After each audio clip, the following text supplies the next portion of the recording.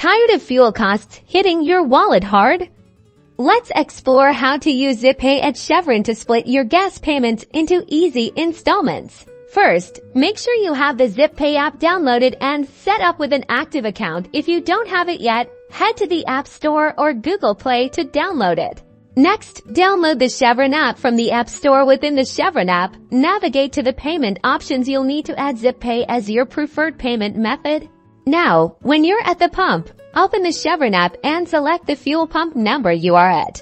Choose ZipPay as your payment method and confirm the transaction amount. You'll see your purchase is split into 4 manageable payments. Review the payment schedule in the ZipPay app before confirming, showing you when each installment is due, ensuring there are no surprises. Once you confirm, authorize the transaction through the ZipPay app. You can now fuel up your vehicle and enjoy the flexibility of paying later.